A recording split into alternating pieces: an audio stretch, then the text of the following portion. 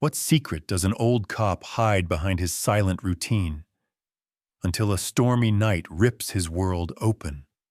On a rain-soaked night in a forgotten town, an aging cop and his old German shepherd make their rounds until they spot two shadows huddled beneath a street lamp, a mother and son erased by the world. What happens next unravels the silent routine of years. A dog's refusal to look away, a single act of kindness, and a series of quiet moments that change everything. Stay with us. This is not just a story of rescue, but of healing, and how even the smallest kindness can echo for a lifetime.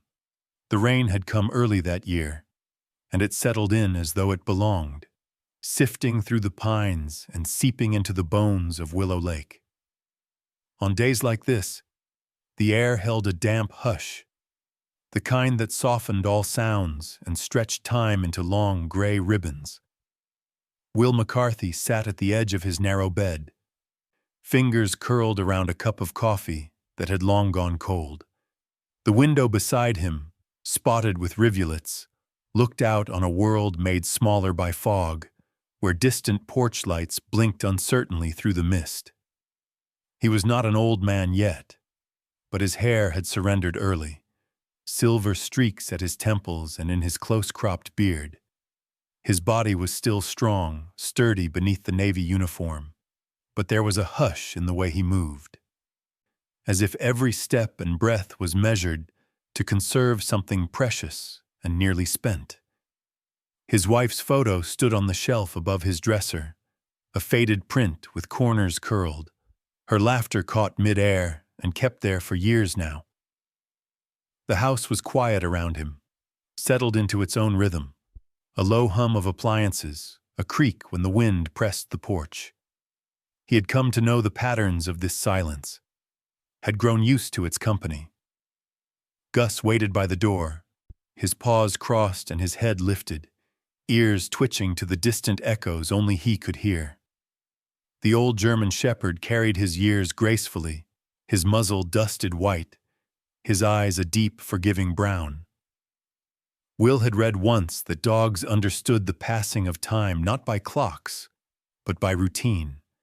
The opening of a door, the rustle of a jacket, the way shoes sounded against wood. In the gentle choreography between man and dog, there was no need for instruction. Will finished his coffee, set the mug aside, and shrugged into his raincoat. Gus rose without a sound, ready. Outside, the world was glassy and wet. Rain tapped gently on the cruiser's roof, pooling in the shallow divots of the parking lot. Will opened the back door for Gus, waiting as the dog settled onto the old blanket kept just for him. The scent of wool and damp fur filled the small space, oddly comforting.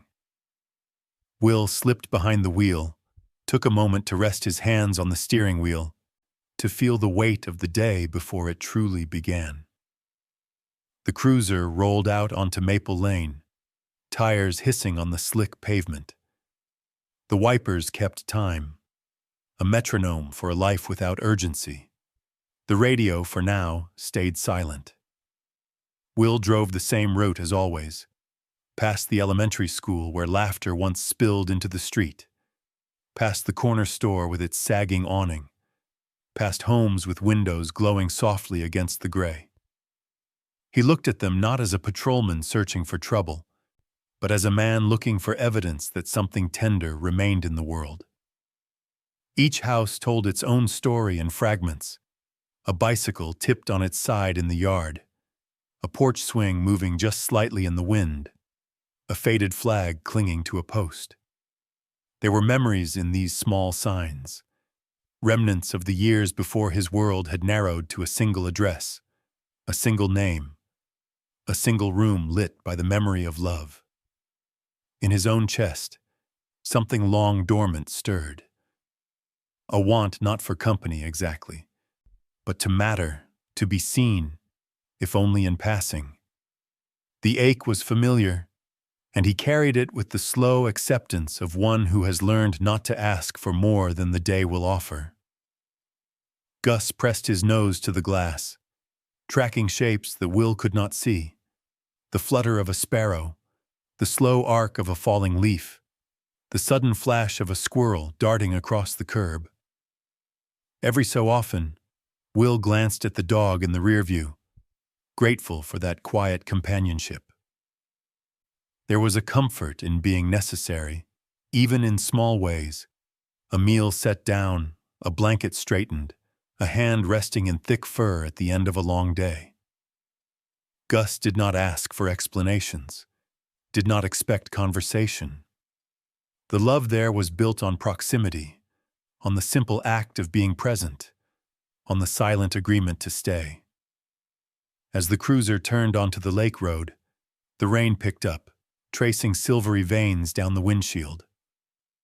Will slowed, not for any real hazard, but because it felt right to move gently through the morning.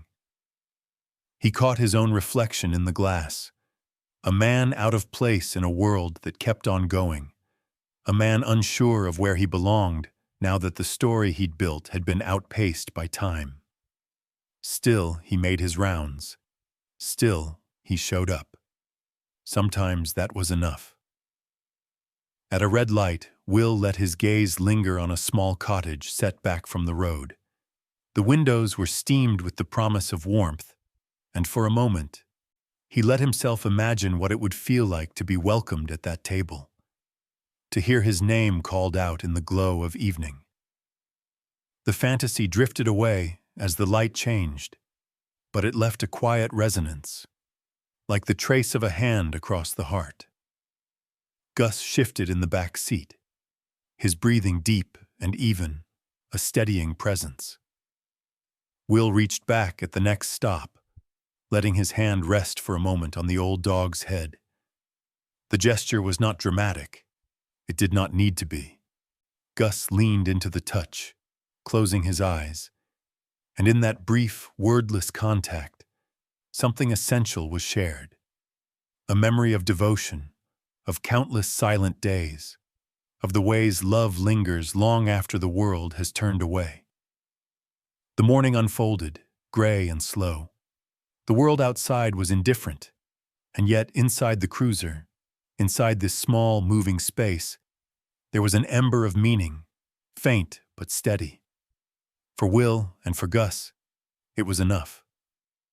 By late afternoon, the rain had deepened, washing the town in a somber hush, giving even the humblest corners of Willow Lake a gentle clarity. Clouds pressed low, heavy with the kind of water that seeps into sidewalks and window frames, softening sharp edges, leaving behind only what matters.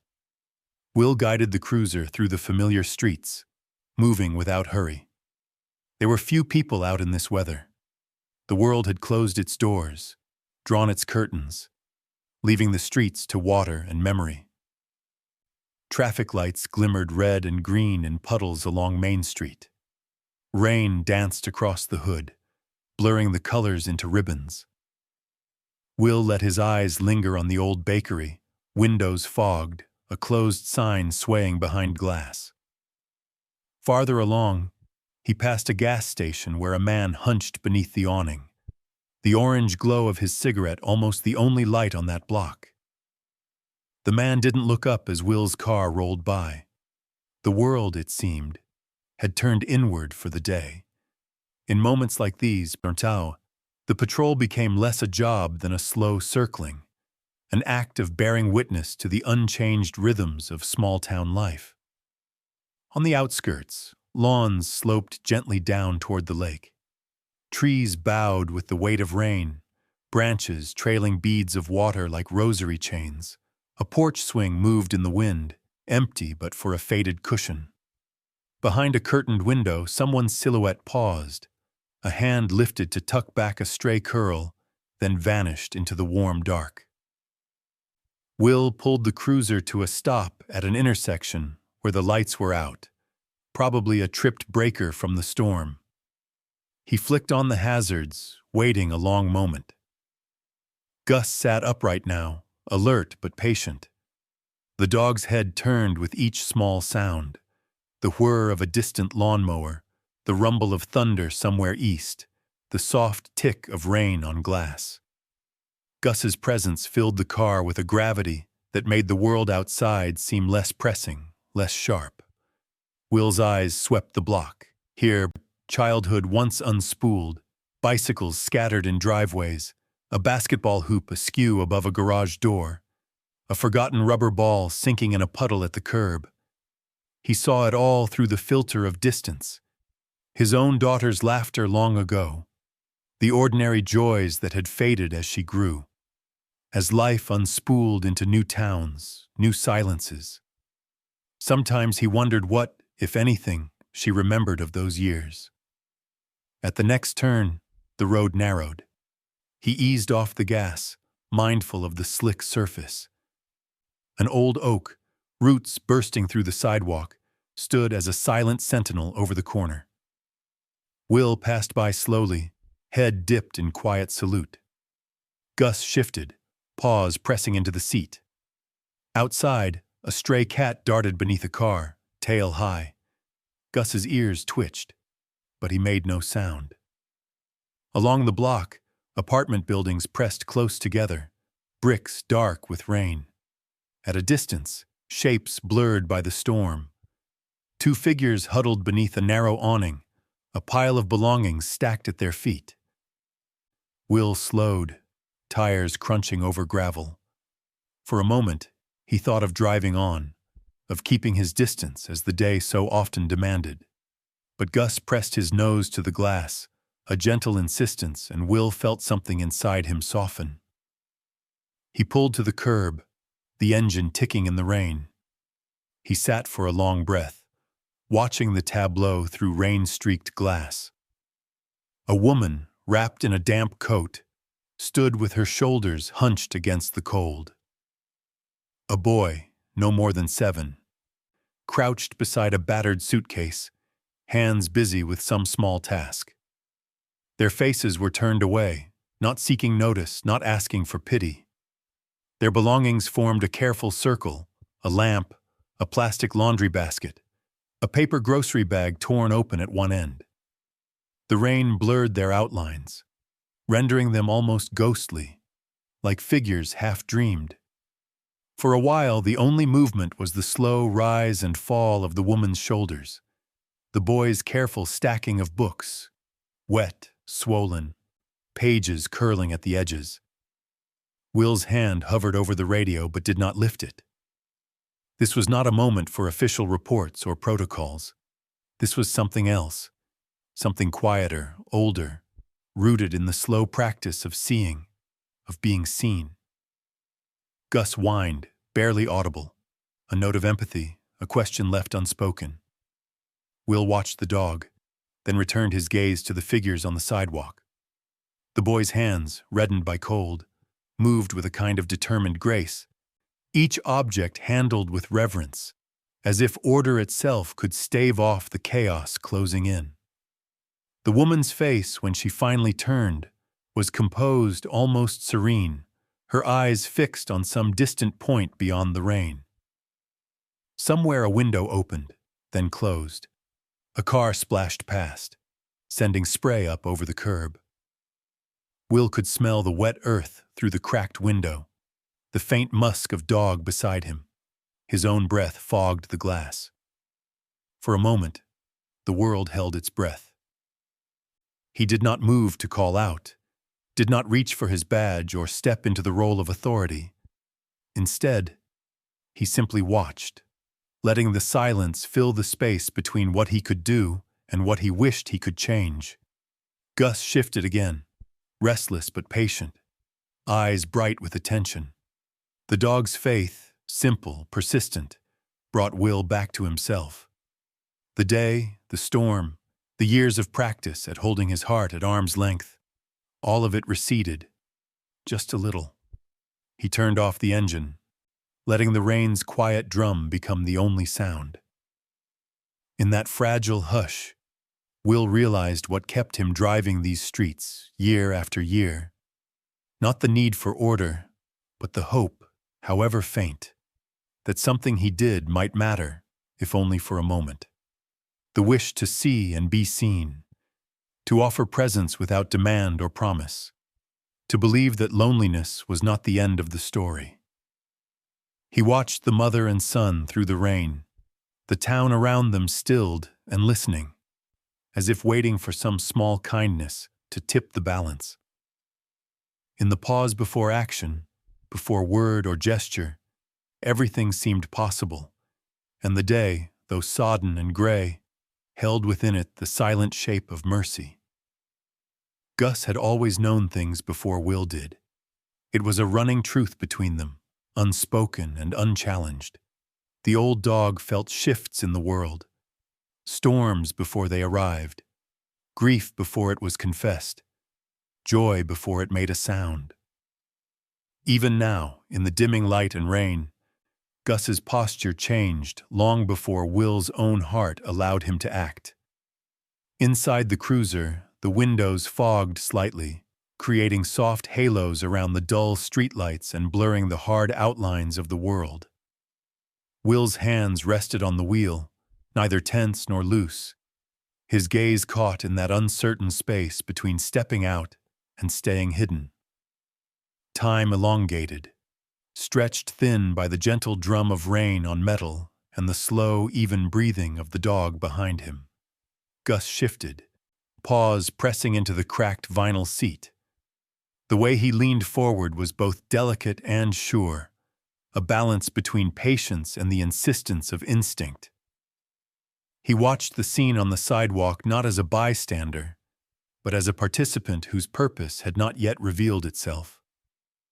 For a moment, he waited, nose quivering as he took in the scent of wet concrete, soaked earth, the sorrow woven quietly through the air.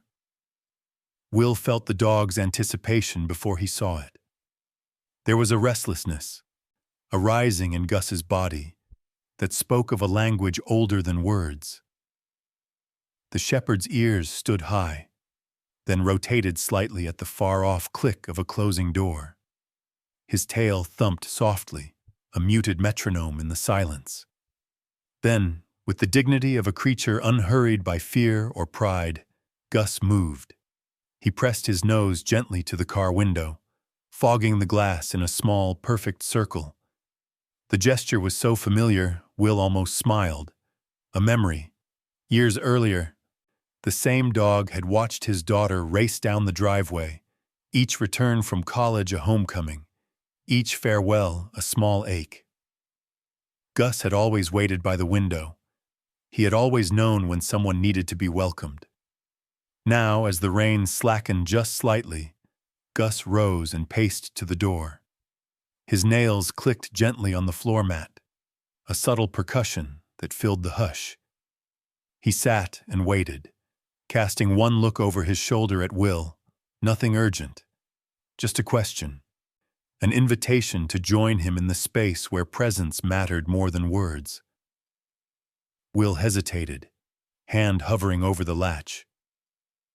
He watched Gus, saw the steady confidence in the animal's gaze, the way the dog's body curved gently toward the outside, ready but never insistent. The old bond between them had always worked this way. Gus leading not with commands, but with certainty, with a patience that left room for Will's slow willingness to follow. A moment passed. Then, almost imperceptibly, Gus nudged the door with his nose. The sound, a soft tap, carried weight. Will's heart answered before his mind did. He opened the door. Rain touched them both, cool and persistent, not sharp but patient.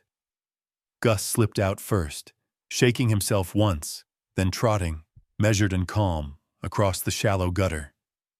He approached the two figures, Evelyn and her son, not with the exuberance of youth, but with the gravity of a dog who had outlived most of his own kind, who had been forged by years of comfort and loss. Evelyn saw the animal before she noticed Will behind him. She did not shrink back, nor did she reach out. She simply stood, one hand wrapped around the strap of her battered bag, the other resting lightly on Jamie's shoulder. The boy's eyes widened, not in fear, but in something closer to wonder. Gus stopped a few feet from them, body loose, tail low, the tip wagging in slow, patient arcs. He sniffed the air, reading the invisible stories the rain and pavement offered. Then, with deliberate gentleness, he lowered himself to the ground, settling on his haunches and fixing his eyes not on the mother, but on the boy. Jamie looked back, unsure, then, slowly, as if the invitation needed careful thought, he reached out. His hand hovered above Gus's head, trembling just slightly. Gus did not move, did not flinch. He waited. When the boy's palm finally rested on his fur, a small shiver ran through them both. From the curb, Will watched the exchange unfold. He did not intervene, did not offer comfort. His own hands slid into his pockets, shoulders slightly hunched beneath his rain jacket. The simple act of watching, of letting the dog's intuition bridge the distance, became its own kind of mercy. Evelyn lowered her head, a strand of hair falling forward, hiding her eyes. Her breathing steadied, deepened. The soft rhythm of rain mixed with the even quieter rhythm of acceptance. She shifted her weight, less tense now, as if some small permission had been granted for them to remain, at least for a little while, in this unfamiliar doorway. Gus kept still, allowing Jamie's hand to wander from his ears to his neck, the boy's fingers combing through wet fur. There was nothing hurried or anxious, just the slow weaving of trust, the kind that doesn't ask for explanation or reward. Every so often, Gus blinked, a silent signal that all was well, that nothing more was required. The street around them seemed to empty out. No footsteps, no voices, only the gentle hush of water in the gutters and the low light spilling from apartment windows. For the first time in hours, perhaps days, Jamie let out a breath and pressed his cheek to the side of Gus's neck. The dog exhaled, slow and deep, as if gathering the boy's weariness into himself. Will felt a tightening in his chest, a small, unnameable ache. There was no heroism in this, no gesture that would alter the course of the world. Only a dog, a boy, and the quiet recognition that for a moment connection was possible. Gus's sensitivity, the ancient grace of his presence, drew an invisible circle around them all, a shelter from the storm, a pause in the loneliness. As the daylight waned, Will stepped forward, not to command, but simply to stand beside them. The four figures, woven together by proximity and shared silence, let the rain wash over them. Gus, sensing his work was only beginning, glanced up at Will, then closed his eyes, content for now to remain the anchor in a world washed clean. Twilight pressed against the windows, turning rain into thin silver threads that blurred the edges of the world. On the narrow strip of sidewalk, time seemed to slow, a hush settling over four figures, each locked in their own small orbit, drawn together yet separated by an invisible membrane of caution and habit. The air was thick with the scent of wet concrete, damp wool, and the faint tang of coming night. Will stood just beyond the circle of scattered belongings. His boots sank slightly into the softened ground as he waited, hands tucked into the deep pockets of his rain jacket. He watched the woman and her son, Evelyn and Jamie, though he did not yet know their names, watching not with the expectation of being needed, but with the quiet humility of someone who has learned not to intrude upon the fragile boundaries of others. His presence was neither invitation nor retreat. It was simply there, an unmoving post in the gathering dusk. Evelyn did not look up. She bent over a plastic tub, repacking children's books that had spilled out, their covers damp, colors running at the edges. Her hair hung limp, clinging to her cheeks. She moved with the automatic grace of someone who had repeated these motions too often. Gather, sort, stack, protect. At her feet, a pair of sneakers, still bright from the store shelf, sat side by side, the toes just touching. Jamie crouched beside her, arranging pencils and crayons into a row along the curb, lining them up with a precision that felt almost ritualistic. For every item that slipped from his fingers, he paused, then picked it up again, wiping away the worst of the water with the edge of his sleeve. Gus had not moved from Jamie's side. The dog lay on the cold pavement, body stretched into a long line, head resting on his paws. His eyes tracked each of the boy's movements with a patient intensity, a stillness that was not resignation, but watchfulness. Every so often, Jamie would reach out, almost unconsciously, and press his palm to Gus's neck, drawing quiet reassurance from the warmth beneath the sodden fur. In these moments, Gus's breathing slowed, matching the rhythm of the child's small, shivering body. No one spoke. The silence was not empty, but weighted, a hush thick with questions that had no place in this space, no shape in this hour. Will felt the press of words behind his teeth. What happened? Where will you go? But kept them close, unwilling to disturb the fragile arrangement of gestures and glances that held the moment together. He remembered suddenly, a winter years ago, after the funeral, when his own daughter had closed herself off behind a barricade of homework and music played too loud for talk. He had wanted then to bridge the space with words or action. Instead, it was Gus, only a pup then, who had found the path. A head nudged into her lap, a silent, insistent presence that needed nothing but to remain. Will had learned from that, the lesson that help is sometimes just a witness, an offered warmth, not a solution. A car turned the corner, headlights sweeping in a slow arc across the scene. The driver glanced over, eyes quickly turning away. The car rolled on, tires hissing in the rain. The world kept moving. On the sidewalk, Evelyn's shoulders stiffened, but she did not rise. She pulled a thin blanket tighter around Jamie's shoulders, her movements careful, almost apologetic. The blanket was not enough. Water seeped into the cloth, collecting at the hem, dripping down into Jamie's socks. He did not complain. Will shifted his weight, feeling the shape of the old wedding ring through the fabric of his pocket. The cold metal pressed into his palm, a reminder of both loss and continuity. The ring had not fit his finger in years, yet he kept it close. Some things, he had learned, were not so much carried as born.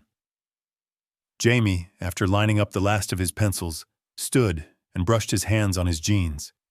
He looked at his mother, then at Gus, then at Will. His gaze was clear, steady, not pleading, not challenging, simply present. In the pale wash of streetlight, the boy's face seemed older, the eyes shadowed with a kind of patience rare in the very young. Will considered what it meant to belong to a place, to a person, to a moment. The urge to act warred with the wisdom of restraint. He took one step closer, then stopped. There was a dignity in the silence, in letting each person hold their space, their choices, even in the face of hardship. Gus, sensing the shift, looked up at Will, then back at Jamie. He inched forward just enough to rest his head against the boy's sneaker. Jamie knelt, arms wrapping around the old dog's neck. The gesture was gentle, almost reverent, a benediction of sorts, as if in the circle of warmth and fur, he might find the strength to weather the night. Evelyn lifted her head for the first time, glancing sideways at Will. There was no request in her eyes, no shame, no expectation, just the flicker of a question. Are you here to move us on, or to let us be? Will did not answer. He simply remained, letting his presence serve as reply. The rain eased, turning to mist. The street behind them emptied, the windows of distant apartments glowing faintly. The four of them, bound by circumstance and the thin cord of animal trust, existed together in a stillness that was both wound and balm. Time passed. The city breathed around them. The sidewalk became their world, a borderland between indoors and out, belonging and exile. In the hush, in the absence of rescue or rebuke, a kind of fragile hope stirred, as if kindness could be grown in the space where nothing is demanded and nothing is offered but the willingness to stay. The barrier, for now, remained. But within its bounds, a new possibility flickered, that sometimes, in the absence of answers, presence itself might be enough. Night came softly, as if not wishing to disturb the world further. In that liminal hour, the rain lightened, leaving only the gentle whisper of drops against gutters, the air brightening with the clean scent that follows a good storm.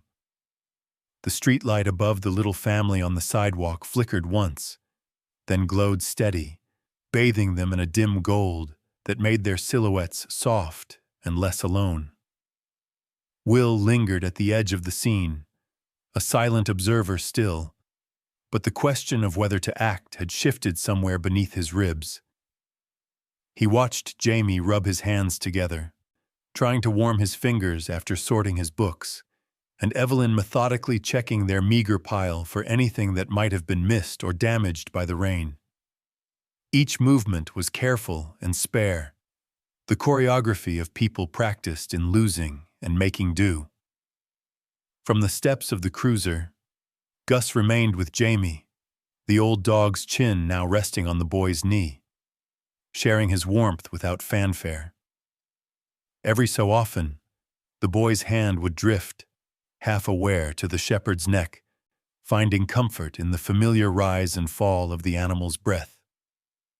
Evelyn sat beside them, her back against the brick, her hands folded in her lap, gaze fixed on the world beyond the wet glass of the bus stop. She looked not for rescue but for morning, for an ending to this particular stretch of night. Will reached inside his car, rummaging through the back seat. His hands moved among the forgotten debris of daily patrol, stray pens, a half-empty thermos, a battered field notebook. He paused on a folded yellow rain poncho, then on the thick flannel blanket kept in the trunk since before his wife had gotten sick. He pulled both out and stood for a moment under the open trunk, the cool air brushing his skin, reminding him how long it had been since he'd last been truly cold. He crossed to where the family sat. No words announced his approach. He simply set the blanket and poncho down, a respectful distance from their feet, close enough to be seen, far enough to be declined if dignity required it. The blanket was blue and still faintly smelled of home, of those earlier, softer years. For a moment, no one moved. Jamie looked to his mother. Evelyn looked to Will. Their eyes met, his apologetic, hers wary, and nothing was said. But in the exchange, something shifted, as gentle and certain as the lifting of mist from a field at dawn. Evelyn drew the blanket toward her, brushing her fingers across the worn edge. Jamie, emboldened by the dog's calm, unfolded the poncho and handed it up, a gesture as careful as any adult's. Will did not linger. He knelt briefly to collect the books that had begun to curl at the corners, tucking them into a dry section of the suitcase. When he straightened, he found Gus standing by his side, tail low, looking up with that unwavering canine patience. There was no grand offer of rescue, no promise of solutions. Will understood, perhaps better than most, how hollow such gestures could sound in the echo of real loss. Instead, he let the action stand as its own kind of invitation. "I will not leave you out here, if you will let me stay." He returned to the cruiser and sat with the door open, feet planted on the wet curb, hands resting on his knees. The city's hush seemed to draw a little closer, as if to listen in. Gus, sensing the permission in the air, padded closer to Jamie and gently nudged the boy's shoulder. Jamie responded by pressing his face into the dog's fur, the old, familiar dog smell as grounding as any childhood memory. For a few minutes, there was nothing but the sound of Gus's slow breathing and the shuffling of Evelyn arranging the blanket around her son. A rare, small contentment settled. Nothing was solved, but for the first time that day, nobody was cold. Will watched from the threshold of the car, the pattern of rain now just a delicate shimmer across his boots. The light from the street lamp caught in droplets on Gus's back, turning his coat silver. Evelyn wrapped an arm around Jamie and closed her eyes, not to sleep, but to pause, to simply stop for a breath in the safe shelter of unasked-for kindness. A neighbor from a nearby building opened a window, looked down, and then, seeing Will's cruiser and the uniform, closed it quietly. No questions, no disturbance. The night, so often a time for anxiety and waiting, had become, through the smallest of gestures, a little softer. Will sat back, elbows on his thighs, feeling the tension slowly seep from his shoulders.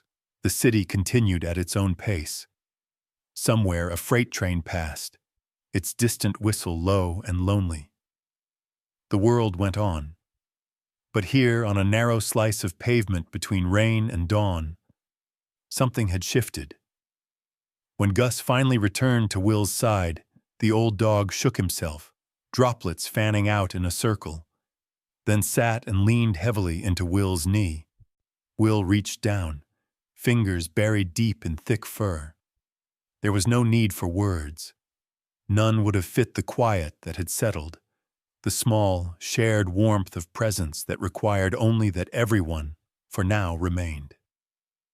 In this moment, what kindness meant was simply to witness, to sit, to stay, to let one's own steadiness be the answer to a night that had, for so long, offered only silence. The rain grew gentle, a fine mist rising from the blacktop, and the street lamp's pale glow pooled at the edge of the curb, making the world appear smaller, softer, more contained. In the muted circle of warmth cast by the thick blue blanket, Jamie lay curled against Gus, the dog's steady breathing and subtle shifts of weight offering a comfort more genuine than words. Beside them, Evelyn rested her head back against the cold brick, eyelids heavy, arms folded across her chest. Fingers knotted into the fabric of her coat, as if anchoring herself in the here and now. Will remained seated on the step of the cruiser, just close enough to hear the intermittent shuffling of Jamie's feet, the occasional sniffle or sigh from Evelyn, and now and then the soft jangle of Gus's collar when the dog changed position. His hands, calloused and large, rested open on his knees. He traced the scar across his knuckle, a memory of a kitchen mishap from years ago, when laughter filled the house and time seemed abundant. The hush was deep, textured with the secret life of a small town at night. Overhead, the eaves released droplets in slow, irregular patterns, as if time itself had begun to unravel and scatter.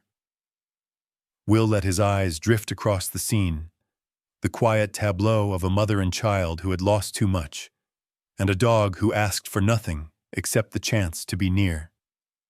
He remembered, with a physical ache, the last night his wife had spent at home, how, after the morphine finally eased her pain, she had reached for his hand without opening her eyes, her fingers seeking the pulse at his wrist, as if to be sure he was still there. Gus, not yet gray then, had lain at the foot of the bed, rising only to rest his head on Will's knee in the darkest hours. In that room full of sorrow and love, they had all breathed together, their hearts stitched by silence. by the knowledge that presence sometimes mattered more than any hope or cure. Will looked at Evelyn, at the dark crescents beneath her eyes, the hollow in her cheeks, and recognized the shape of her grief, how it seemed to hollow a person out, making them lighter and heavier at the same time. He understood, too, the reserve in her posture, the need to keep something for herself, some pocket of warmth untouched by pity or intervention. It was not pride, but survival, a way of refusing to be dissolved completely into hardship.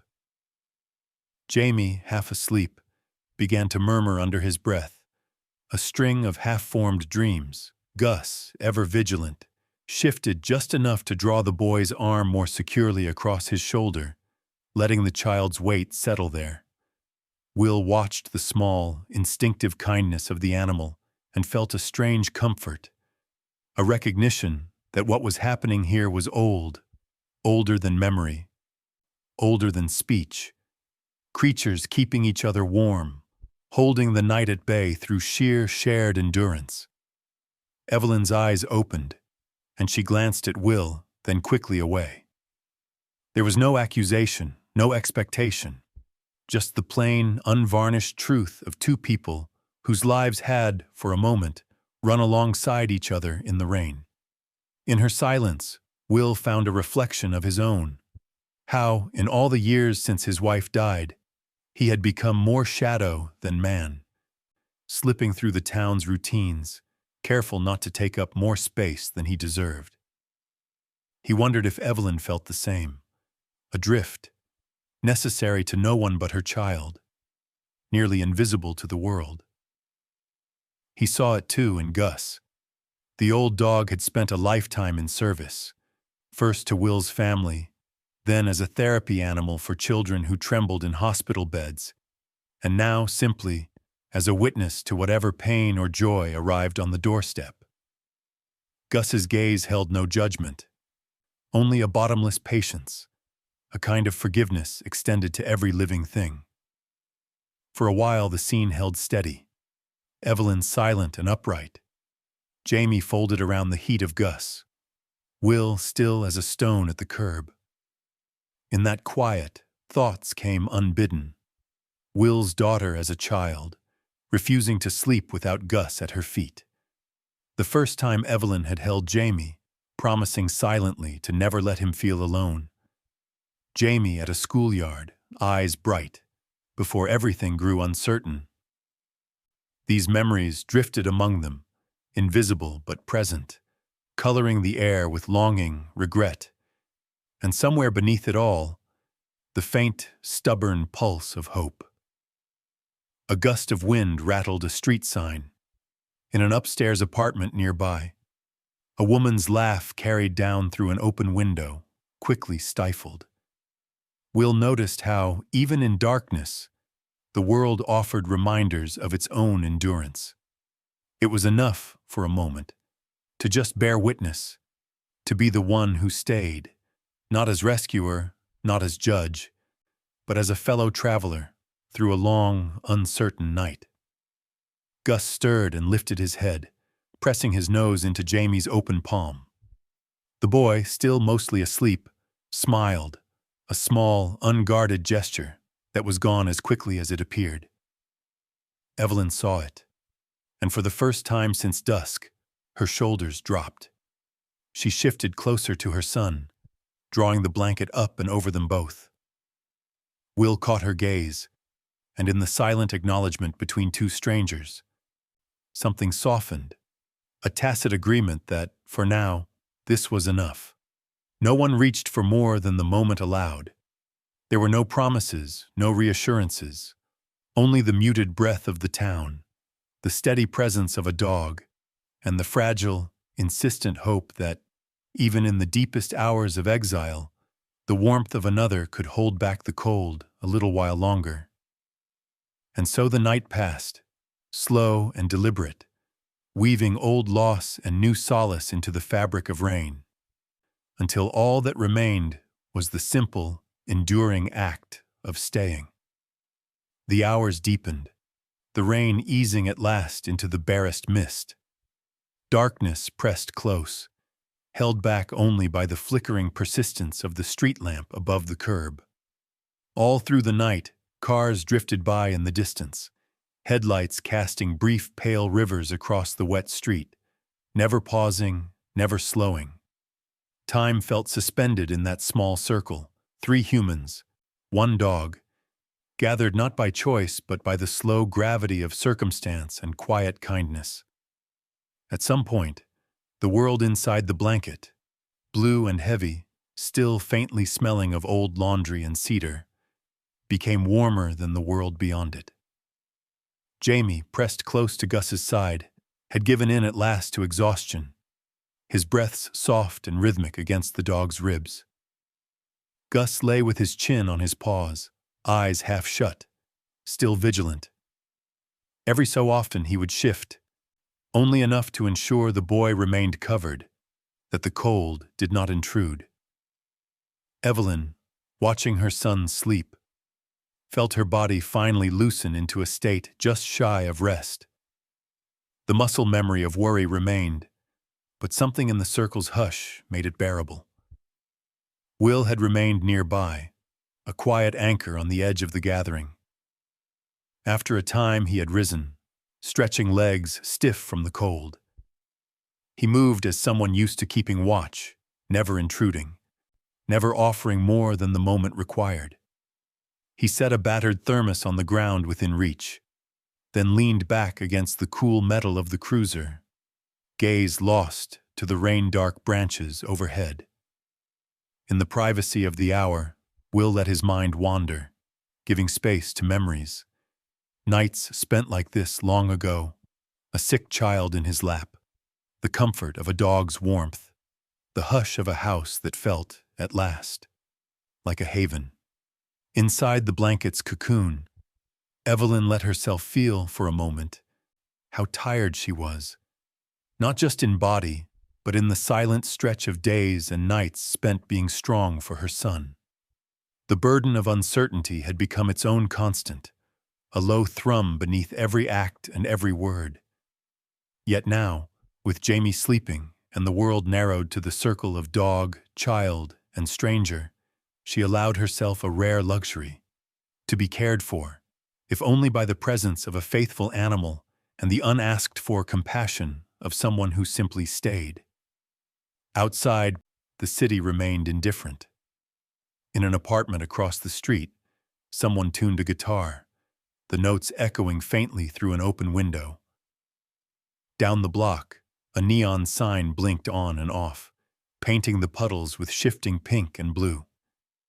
Yet here on the sidewalk, the world seemed paused, a small sanctuary carved out of nothing but patience and rain. A passing breeze lifted the edge of the blanket. Gus nudged Jamie back beneath it with his nose, then let out a long sigh, a sound so deep and unhurried that it seemed to gather all the night's worry and set it aside. Jamie murmured something in sleep, shifting closer to Evelyn, who wrapped her arms around him, drawing him further into the warmth. The boy's hand, searching in dream, came to rest on Gus's back. The old dog's tail flicked, almost imperceptibly, as if in gentle agreement. Will watched, knowing he had done little in the way of solutions. Yet the knowledge did not sting.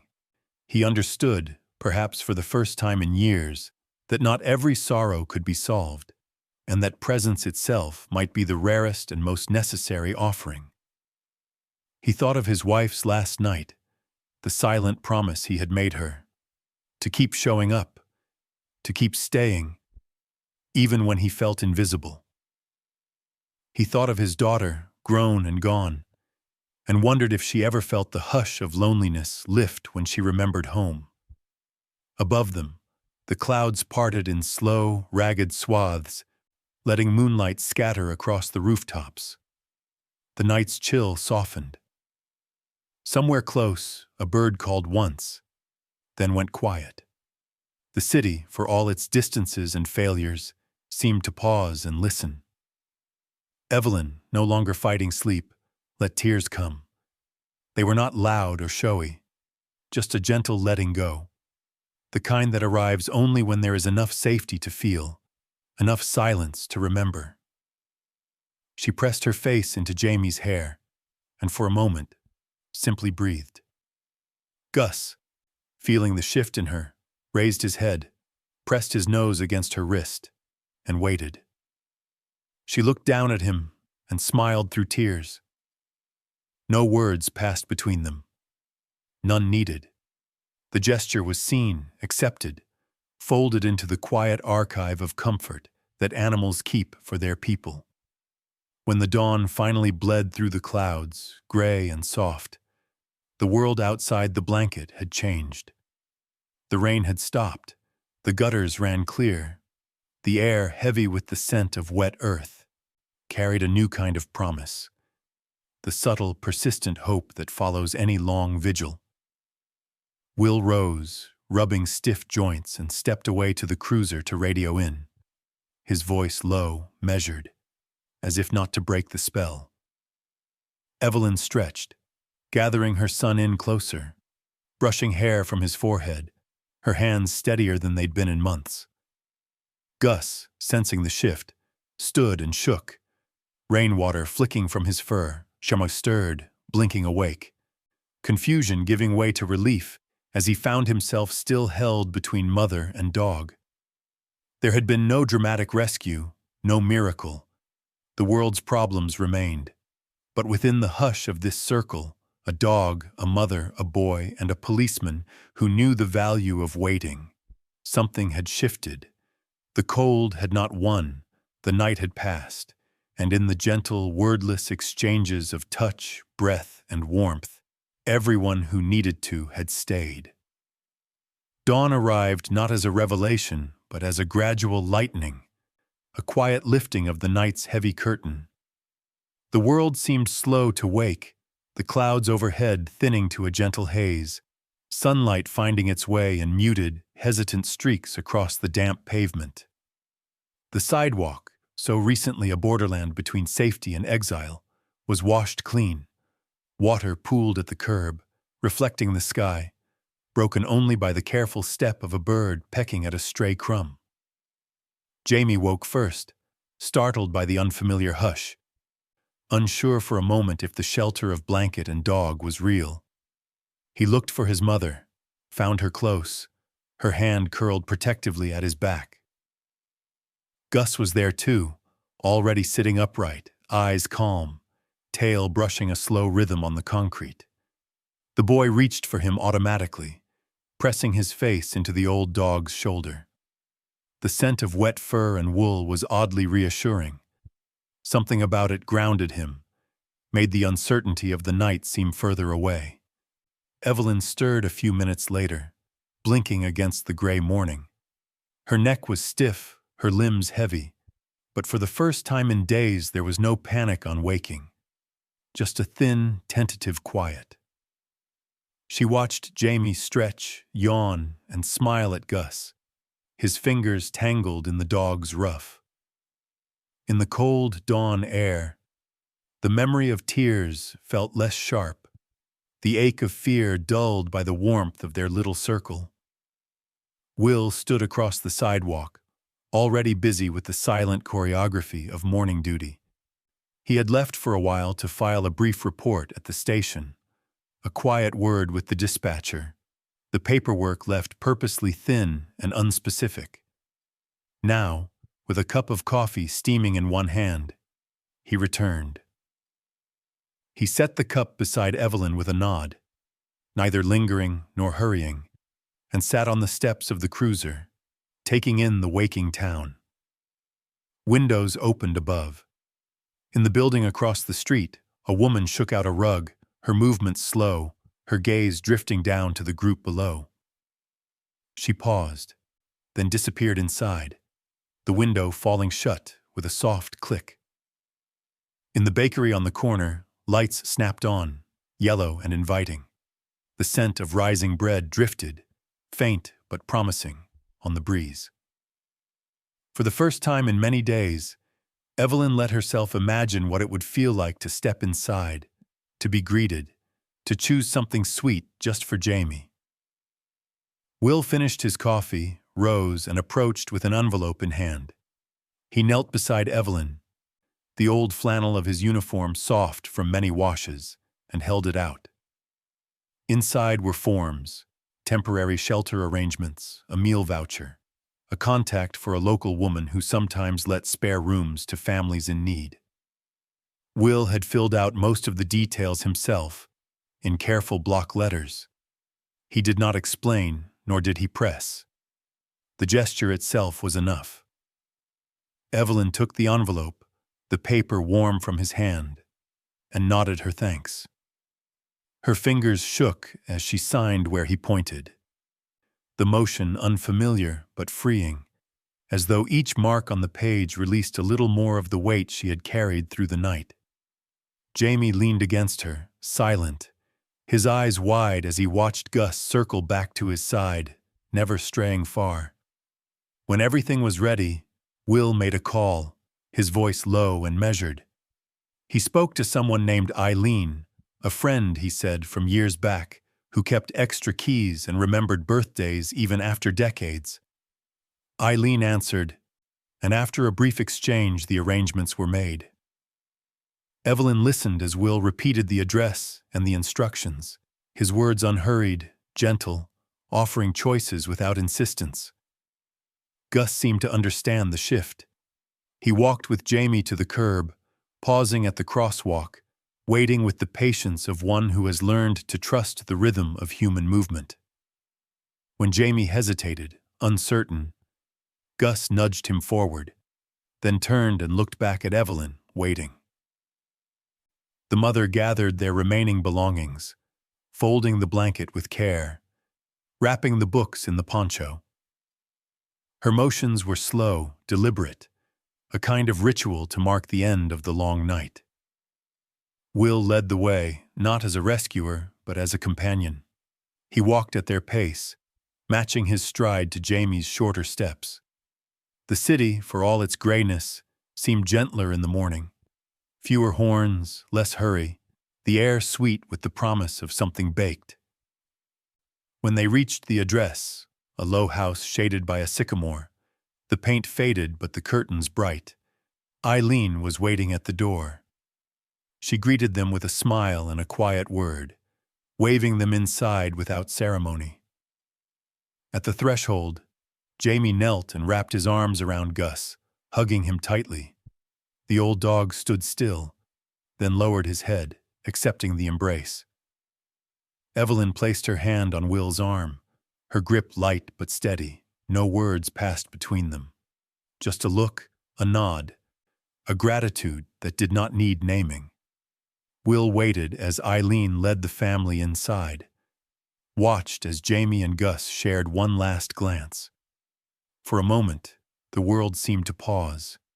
The sound of a kettle whistled from within, the promise of warmth and tea and simple rest. Will turned back toward the street, his heart lighter for the first time in months, on the porch. Gus sat beside Will, both of them silent. The morning sun crept over the rooftops, illuminating the sidewalk where, only hours before, hope had felt as distant as spring. Now, in the hush of daybreak, a door had opened, not just to shelter, but to the possibility of kindness that might, with luck and patience, endure. After the long walk back to the station, Will moved through the morning in measured steps. The world had returned to itself. Cars beginning to gather at the stoplight, the distant chime of church bells, the bakery's sweet scent wafting in on the wind. The sidewalk where Evelyn and Jamie had spent the night was empty now. Only a faint imprint in the dust where the blue blanket had been folded, a single crayon left behind, its paper damp and curling. Inside the station, the old clock in the hallway ticked just a little louder than usual, the rhythm familiar and strangely reassuring. Will set his thermos on the desk, dropped his keys in their tray, and hung his jacket on the hook by the door. He paused at the window, watching the light creep across the linoleum floor, and allowed himself a rare moment of stillness. Gus padded behind him, nails tapping on tile, then circled once and collapsed with a huff beneath the desk.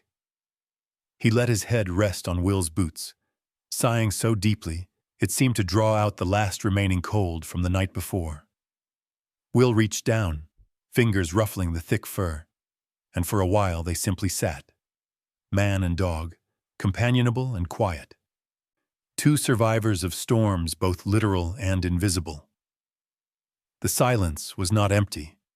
It was full of the small rituals that had come to define Will's days: brewing strong coffee in the chipped station pot, tidying the top drawer where paperwork inevitably drifted into chaos, writing his daily report in slow, careful script.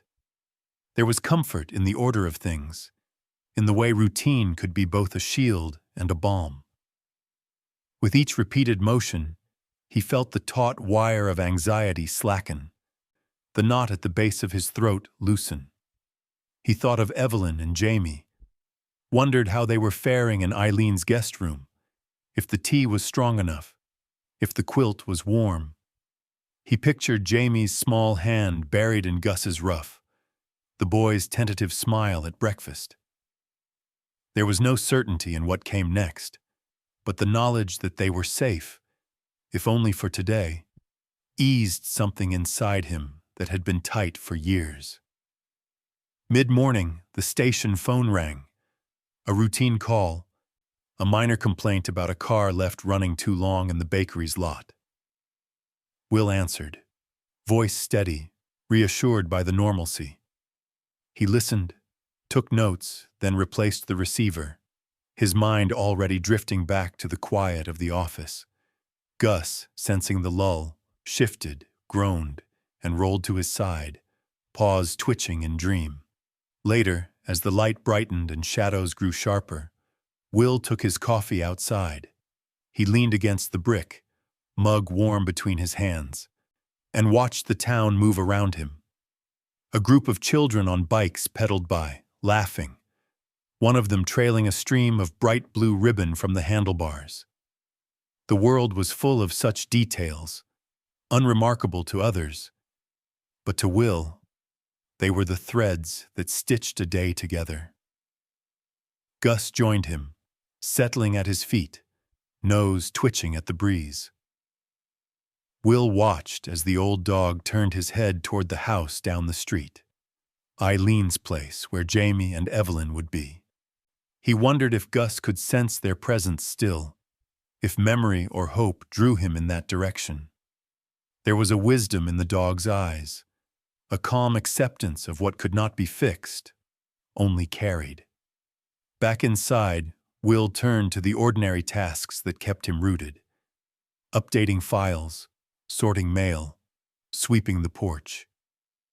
He paused at the lost and found box, spotted the lone crayon left by Jamie, and held it for a moment before tucking it carefully into his drawer, a quiet keepsake. The day moved on, gentle and uneventful.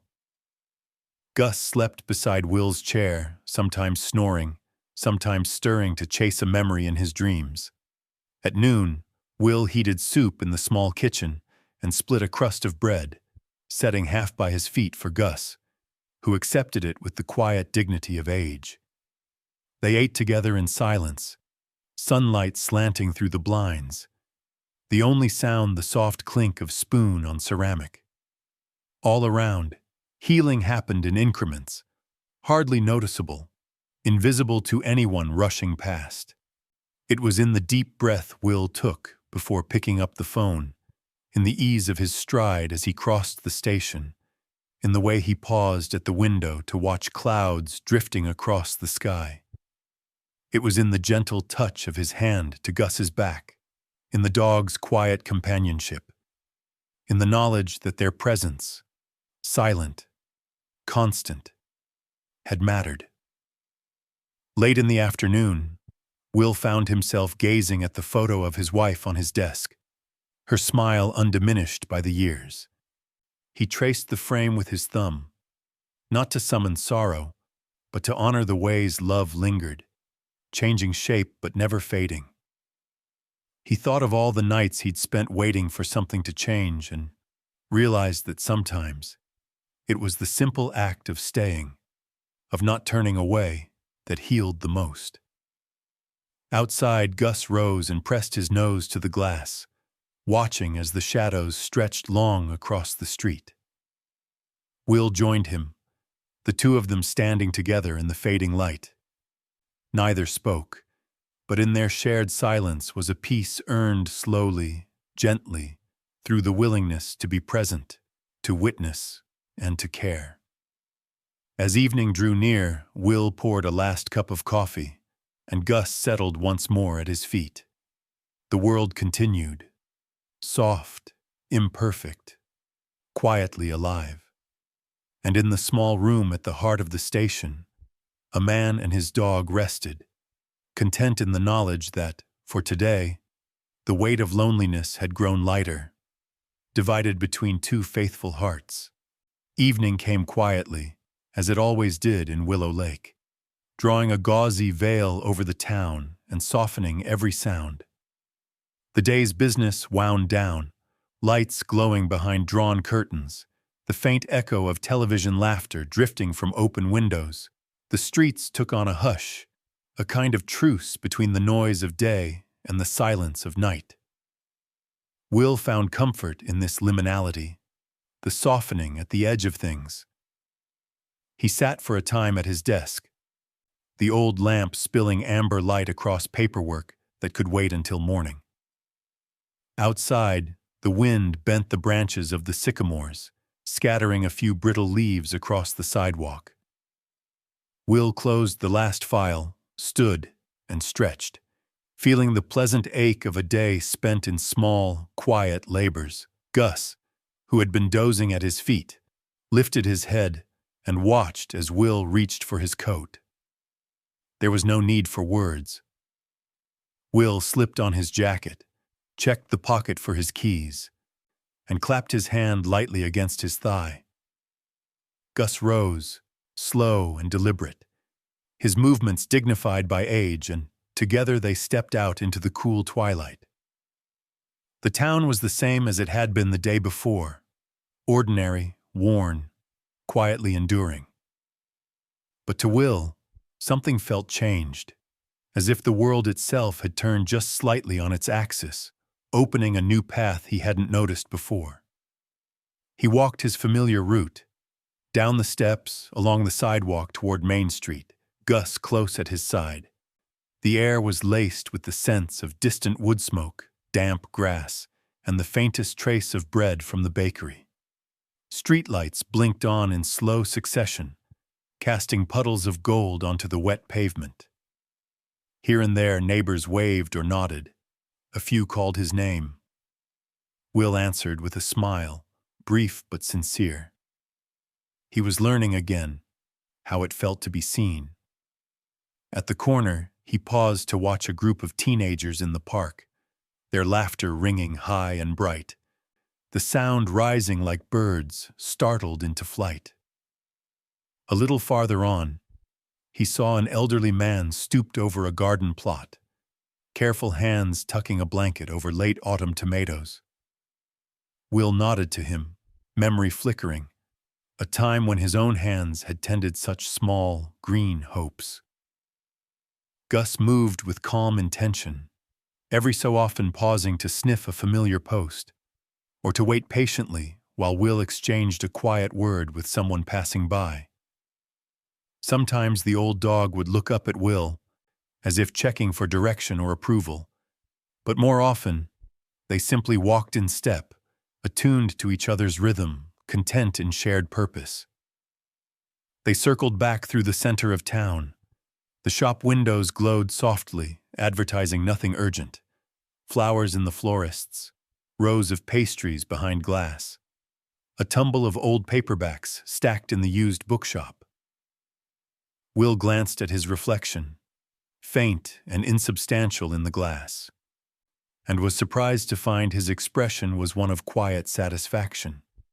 Turning onto their street, Will slowed at the sight of Eileen's house, A lamp burned in the window, and he glimpsed Jamie's silhouette, small, animated, a hand waving something in the air. Evelyn, passing through the room, paused to look outside. Their eyes met for a brief moment. No words, just a gentle acknowledgement, a thank you woven into the simple act of looking up.